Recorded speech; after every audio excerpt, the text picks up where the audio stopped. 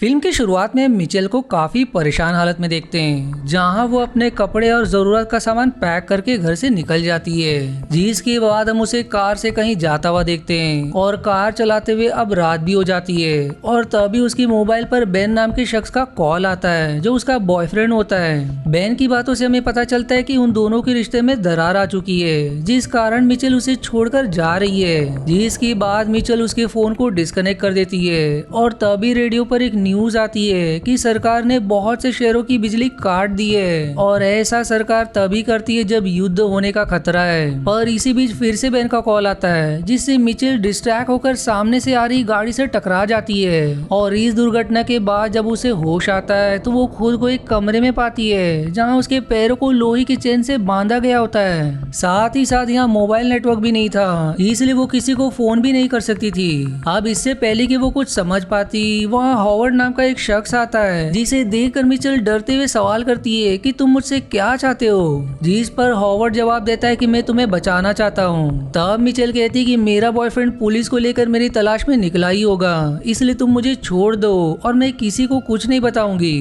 पर इस पर हॉवर्ड ध्यान ना देते हुए मिचेल को उसकी जंजीरों की चाबी और एक बैसाखी देते हुए कहता है कि तुम्हें इसकी जरूरत पड़ेगी, और फिर ऐसा कहकर वो वहाँ से चला जाता है। दरअसल कार दुर्घटना में मिचेल का पांव जख्मी हो गया था, जिस कारण उसे चलने में दिक्कत होती है। जिसके बाद मिचेल उस चाबी की मदद से अपने जंजीरों को खोलकर उस बैसाखी को शार्प यानी कि नोकीला करती है और फिर वो उसे लेकर दरवाजे के पास खड़ी हो जाती है। पर हॉवर्ड वहाँ नहीं आता, इसलिए वो पास ही रखे माचिस से कपड़े को जलाकर कमरे में धुआं कर देती है, जो देखकर हॉवर्ड वहाँ तुरंत आता है और उसके आते ही मिचेल उस पर टूट पड़ती है। पर वो मिचेल से बचते हुए उसे इंजेक्शन लगाकर बेहोश कर देता है। फिर कुछ देर बाद मिचेल को होश आने पर वो अपने सामने हॉवर्ड को देखती है, जो उसे धमकाता है कि तुमने आज जो किया वो फिर से मत करना। जिस पर फिर मिचेल उसे यहाँ से जाने देने की विनती करती है। इस पर फिर हॉवर्ड कहता है कि बाहर की हवा दूषित हो चुकी है क्योंकि हम पर हमला हुआ है, और ये हमला न्यूक्लियर है या बायोलॉजिकल ये तो मुझे नहीं पता,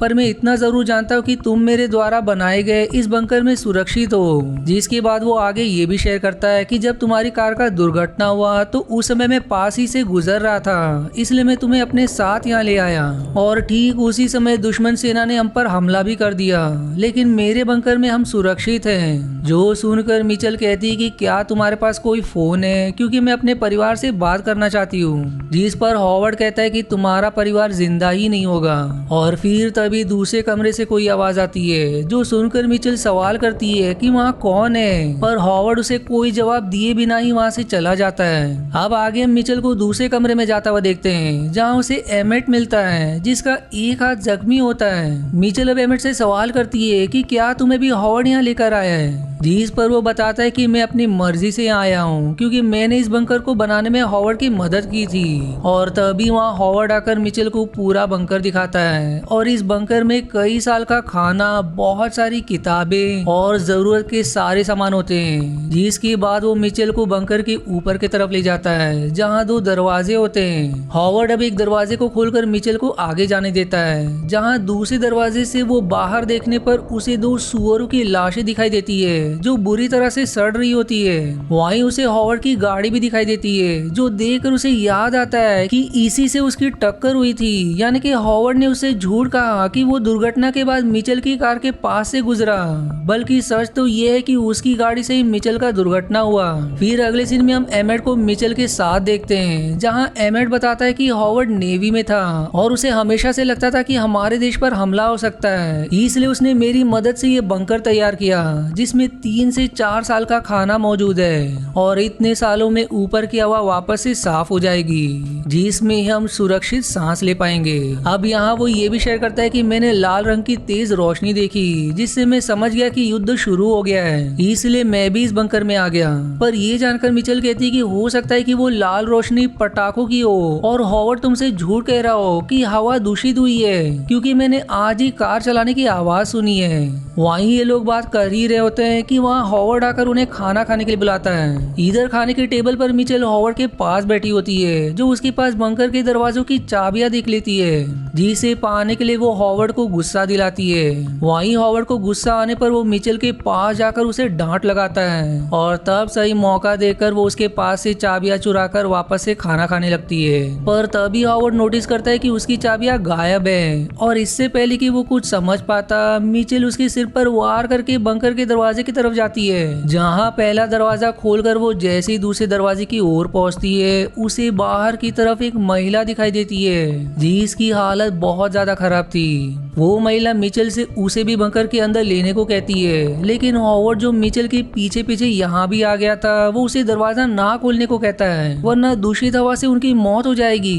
वहीं बाहर मौजूद वो महिला बंकर के दरवाजे पर अपना सिर टकराकर अपनी जान दे देती है, जो देखकर मिचेल को यकीन हो जाता है कि बाहर की आवाज सच में दूषित है। इसलिए वो हॉवर्ड से अपने किए की माफी मांगकर उस बंकर में रहने लगती है। अब यहाँ मिचेल, हॉवर्ड और एमेट एक परिवार की तरह रह रहे होते हैं। और फिर एक दिन हॉवर्ड मिचेल को अपनी बेटी मेगन के कपड़े देकर उसे मेगन की तस्वीर दिखाते हुए बताता है कि मेरी पत्नी ने मेगन को मेरे खिलाफ भड़का दिया, इसलिए वो दोनों मुझे छोड़कर कैलिफोर्निया शहर चले गए। और साथ ही साथ वो मिचेल से ये भी कन्फेस करता है कि उसी ने उसकी कार को टक्कर मारी थी। वो समझाता है कि जब मुझे हमले के बारे में पता चला तो मैं बंकर में आने के लिए काफी तेज ड्राइव करने लगा और इसी सब में मेरी गाड़ी तुम्हारी कार से टकरा गई, जिसके बाद ही मैं तुम्हें यहाँ ले आया। अब देखते ही देखते इसी तरह कुछ और दिन बीत जाते हैं, जहाँ वो तीनों मिलजुल कर अच्छे से रह रहे होते हैं। पर फिर एक दिन उसके बंकर के ऊपर से कोई भारी गाड़ी गुजरती है, जिसकी वजह से वो बंकर कांपने लगता है। इस पर हॉवर्ड कहता है कि जरूर ये दुश्मन सेना के टैंक्स होंगे और वो ये सुनिश्चित करने आए हैं कि इस देश में कोई भी जिंदा ना बचे। वो ये भी दावा करता है कि उनके टैंक में भी हमारे बंकर की एयर फिल्टर सिस्टम लगा होगा। वहीं बंकर के गुजर जाने के बाद वो नोटिस करता है कि उसका एयर फिल्टर सिस्टम बंद हो चुका है, इसलिए वो मिचेल को एयर डक्ट से होकर वापस से उस सिस्टम को चालू करने को कहता है, वरना साफ हवा की कमी के कारण तीनों की मौत हो जाएगी। जिस पर फिर मिचेल ऐसा ही करती है। पर यहाँ एयर फिल्टर सिस्टम वाले कमरे में उसे एक लकड़ी की सीढ़ी मिलती है, जिस पर चढ़कर वो देखते हैं कि यहाँ भी एक छोटा दरवाजा है, जिसके जरिए बाहर निकला जा सकता है, लेकिन इस दरवाजे पर ताला लगा होता है। और साथ ही साथ उसे वहाँ इयररिंग्स और उस दरवाजे के रोशनदान पर मदद लिखा हुआ मिलता है, जिस पर वो उन इयररिंग्स को एमेट को दिखाकर कहती है कि हॉवर्ड ने अपनी बेटी के साथ कुछ तो बुरा किया। जिसके बाद वो उसे एक किताब के अंदर से मेगन की तस्वीर निकाल कर दिखाता है, जिसमें उसने वही इयररिंग्स पहने थे जो इस समय मिचेल के हाथ में है। जिस पर फिर एमेट कहता है कि मैं इस लड़की को जानता हूँ, इसका नाम मेगन नहीं बल्कि ब्रिटनी है और ये मेरी बहन के साथ पढ़ा करती थी। ये दरअसल 2 साल पहले गायब हो चुकी थी और आज तक नहीं मिली। और फिर तभी उस किताब से असली मेगन की तस्वीर गिरती है और उसने वही कपड़े पहने थे जिन कपड़ों को हॉवर्ड ने मिचेल को दिया था। अब ये देखकर वो दोनों समझ जाते कि हॉवर्ड ने ब्रिटनी को अगवा किया होगा और शायद उसने उसे जान से भी मार दिया, इसलिए वो आज तक मिली नहीं। यानी कि हॉवर्ड ने उनसे जो भी कहा वो सब झूठ है, लेकिन मिचेल ने अपनी आंख के सामने एक महिला को तड़प कर मरता देखा, इसलिए वो सावधानी के लिए एक ऐसी सूट तैयार करने को कहती है जिसे पहनकर वो बाहर जा सके। जिसके बाद वो दोनों कुछ बॉटल्स और डक्ट टेप्स की मदद से सूट बनाने लगते हैं। और अब आगे हम हॉवर्ड को देखते हैं, जो उन दोनों को बुलाकर एक बड़ा सा ड्रम निकालने को कहता है। फिर वो कहता है कि इस ड्रम में खतरनाक तेजाब है और ऐसा कहकर वो उनकी कैंची और धागे को तेजाब में डाल देता है, जो देखकर एमेट समझ जाती कि हॉवर्ड ने उनकी चाल पकड़ ली है। इसलिए वो सारा इल्जाम खुद पर लेते हुए कहता है कि मैं एक हत्यारा बन रहा था, क्योंकि मैं चाहता हूँ कि मिचेल जिस तरह तुम्हारी इज्जत करती है उसी तरह वो मेरी भी करे, और ये सब मैं हथियार के दम पर कर सकता था, इसलिए मैं एक हथियार बना रहा था। जो सुनकर हॉवर्ड उसके सिर में गोली मार देता है, जिससे एमेट की मौके पर ही मौत हो जाती है, जो देखकर बेचारी मिचेल बुरी तरह से सहम जाती है। अब इसके बाद हम उसे उसके कमरे में देखते हैं, जहाँ वो अब भी एक सूट बना रही होती है और तभी उसे हॉवर्ड के आने की आहट होती है, इसलिए वो सारी चीज अपने बिस्तर के नीचे डाल देती है। लेकिन जल्दबाजी में उस सूट का कुछ हिस्सा बिस्तर के बाहर ही रह जाता है जिसे हॉवर्ड देख लेता है। पर इससे पहले कि वो कुछ कर पाता, मिचेल उसे धक्का देकर दूसरे कमरे में चली जाती है जहाँ तेजाब वाला ड्रम रखा होता है। अब जैसे ही हॉवर्ड वहाँ आता है, मिचेल उसे जमीन पर गिराकर उस ड्रम को उस पर गिरा देती है जिससे अब वो भयंकर जलने लगता है। जिसके बाद मिचेल एयर डक्ट से होकर उस छोटे कमरे में जाती है जहाँ उसे ब्रिटनी की इयररिंग्स मिली थी। अब यहाँ वो सूट पहनकर उस तेजाब की मदद से ताले को तोड़कर बाहर निकल जाती है और बाहर आकर उसे उसकी कार मिलती है। और तभी मिचेल को आसमान में कुछ पक्षी नजर आते हैं जो देखकर वो समझ जाती कि हॉवर्ड ने उसे झूठ कहा था कि हवा दूषित है, इसलिए अब वो अपना चेहरा खोलकर साफ हवा में सांस लेती है। पर तभी उसे कुछ दूर पर एक अजीब सा विमान नजर आता है जिसे देखकर वो छिप जाती है। और अब हम देखते हैं कि उस विमान से निकलकर एक एलियन जीव मिचेल के पीछे पड़ जाता है, यानी कि उस महिला को भी ऐसी किसी जीव ने घायल किया था। पर उस समय मिचेल को लगा कि हवा दूषित होने की वजह से उसकी हालत खराब है, जबकि सच्चाई तो ये है कि वो एलियन से बचकर भाग रही थी। अब मिचेल किसी तरह अपनी कार को चालू करके वहाँ से निकलने की कोशिश करती है, पर एक विशाल एलियन उसकी कार को उठाकर उसे खाने की कोशिश करता है, जिस पर फिर चालाक मिचेल कार में रखे अल्कोहल में आग लगाकर उस एलियन के मुंह में फेंक देती है, जिस कारण वो जलकर मारा जाता है। जहाँ फिर रेडियो से उसे पता चलता है कि हॉस्टन में कुछ सर्वाइवर्स हैं, इसलिए अब वो भी हॉस्टन की तरफ निकल पड़ती है। और इसी के साथ ये मूवी यहीं समाप्त हो जाती है। अब अगर बात करें इस मूवी की, तो हॉवर्ड नाम के शख्स ने एक बंकर बनाया होता है क्योंकि उसे ऐसा लगता था कि हम पर दुश्मन देश हमला कर सकता है, पर उन पर दुश्मन देश का हमला नहीं बल्कि एलियंस का हमला हुआ। इसलिए मूवी की शुरुआत में हमने मिचेल के रेडियो पर सुना था कि देश की सरकार कुछ शहरों की बिजली काट रही है, और ऐसा तभी होता है जब युद्ध की हालत हो, यानी कि उन पर एलियंस का हमला हो चुका था। पर यह बात हॉवर्ड और मिचेल को नहीं पता थी।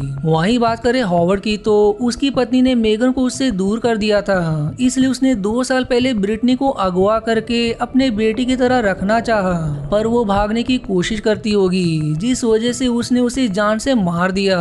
जिसके बाद उसने मिचेल, जो मेगन की उम्र की है, उसे अगवा किया और उससे ये झूठ कहा कि बाहर की हवा दूषित है। वहीं एमेट, जिसने शायद एलियन हमले में लाल रोशनी देखी, वो भी बंकर में आ गया, लेकिन हॉवर्ड उसे अंदर आने नहीं देना चाहता था, जिस कारण दरवाजे में फंसकर उसका हाथ जख्मी हो गया। पर आखिर में हमने मिचेल को किसी तरह बंकर से बाहर आते देखा, जहां उसने बड़ी बहादुरी से एक विशाल एलियन को मार गिराया, जिसके कारण ही वो सर्वाइव कर पाई और फिर अपने नए रोमांस सर्वाइवल लोगों के पास जाने के लिए निकल गई। और इसी के साथ ये मूवी और वीडियो यहीं समाप्त हो जाती है। आशा है आपको मेरी एक्सप्लेनेशन पसंद आई। यदि हाँ तो प्लीज वीडियो को लाइक करना और चैनल को सब्सक्राइब करके सपोर्ट करना ना भूलें। मिलते हैं अगले एक्सप्लेनेशन वीडियो में, तब तक के लिए धन्यवाद दोस्तों।